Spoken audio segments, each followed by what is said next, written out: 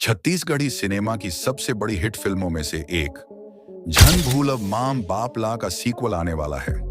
झन भूल अब माम बाप ला दो। और इस बार आपको मिल रहा है एक सुनहरा मौका इस फिल्म की हीरोइन बनने का।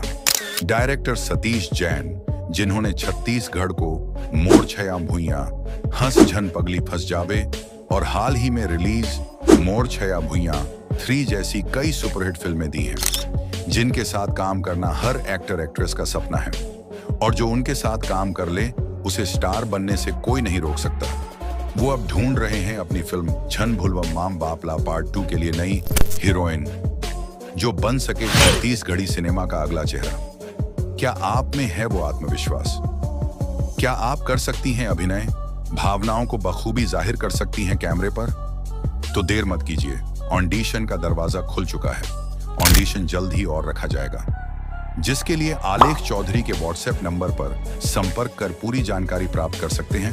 कोई भी बन सकता है हीरोइन, बस चाहिए जुनून और हुनर। और मौका दे रहे हैं superstar maker director producer Satish Jain ji, तो जल्द ही संपर्क करें।